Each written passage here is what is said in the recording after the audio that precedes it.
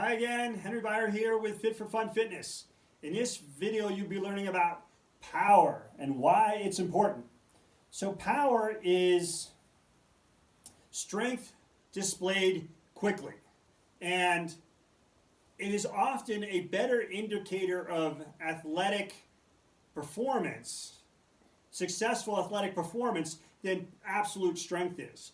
For most sports, power is more important than just absolute strength. There's a few sports like powerlifting where absolute strength is actually what you're competing against. So in powerlifting, you're trying to see how heavy you can lift something. And so in that case, absolute strength is more important.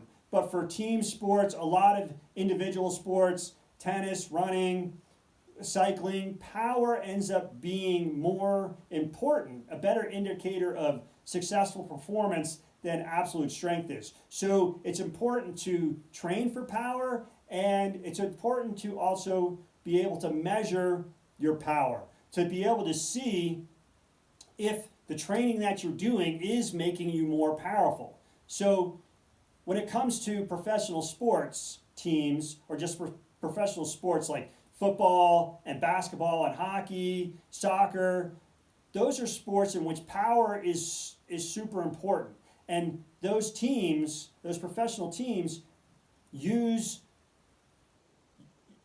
measure power and use it as a way to determine, whether they're going to draft somebody or what type of position they want to have that player playing. So when you think about a couple of linemen in football lining up against each other, when they whistle blows and they go at each other, there's a lot of power being displayed there. There's a lot of strength, but there's also a lot of power. When a linebacker, tackles a wide receiver or something like that, or a cornerback tackles a wide receiver, that's power. In hockey, when someone gets checked, that's power being displayed there. So power, again, is oftentimes a better indicator of successful sports performance than just pure strength. So the sort of gold standard for measuring power is the vertical leap. But I'm pretty sure that most of us don't have one of those vertical leap thingamajigs in their homes or have easy access to one, so the standing long jump becomes a good substitute for measuring power. Now, where is the power coming from that we're measuring with the standing long jump or with the vertical leap? It's coming from the hip hinge, which has often been called the most powerful human movement. Now, a hip hinge is this hinging at the waist motion like this. Now in order to understand this a little bit better, let's look at it compared to the squat. So a squat is this. We have a lot of bending at the knees and a lot of bending at the hips is the squat, right? The hinge is a little bending at the knees and a lot of bending at the hips. And when you do this motion, that is the power that is getting generated. It's getting generated from this motion. And it's the same with the vertical leap as it is with the long jump. So that's just a little bit about what power is. Power is, again, strength displayed quickly. It's about how you actually do it. Is this hip hinge is where all that power comes from. And how you measure it is this vertical leap or the standing long jump. So let's get into the standing long jump. Actually, before we do that, one of the reasons that you would use the standing long jump is to see if the strength training program, the fitness program that you're on is increasing your power. Because the purpose of training is to improve performance. So ideally, after a period of training, your vertical leap or your standing long jump will improve. If it doesn't, then that could be an indication that the program that you're using is not really doing you any good, and you might want to consider something else. You can also use the standing long jump to train power, because if you train it, you're going to get better at it. So it's one way to do it. But as an assessment,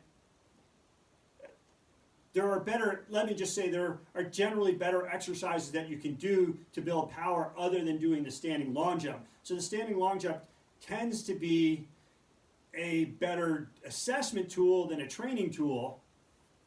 But if you are limited and only have your body, then training the standing long jump is a good way to train power. So, with all that said, let's just demonstrate a standing long jump here. And so you begin with your feet, in a nice athletic stance, hip to shoulder width apart, and you hinge at the hip, arms go back, and then you jump forward and land with both your feet. Seems like I tend to always land with my left foot a little bit further than my right foot. You want to look beyond where you want to jump, because that'll help you jump further. So again, this hip hinge like this, just do a couple, and if you've never done one of these before, just do a little one. Just get a feel for it, because when you jump far, you put a lot of power into this, you can lose your balance on the landing. So just practice a little bit, and then once you feel good about this, and see there, my right foot had to shoot forward. And that's the standing long jump. And this mat here is the exact same as my height. So I can use this to be sure that my power is good enough. By clearing the mat, I already know that I'm jumping more than my height. The measurement thing is a little bit tricky, but I'm sure you can figure out a good way to measure it, just as I have with using this yoga mat as my gauge. So again, standing long jump one last time. This hip hinge motion. Look beyond where you want your feet to land, and go for it. So good luck with that. Let me know if you have any questions. Just go into this one easy, because the landing can be hard if you're not used to it. So just practice little jumps first, and then just slowly build up until you feel ready to test your actual full power. And again, if you have any questions, please let me know. Thanks again for watching the video. And as always, be strong for life.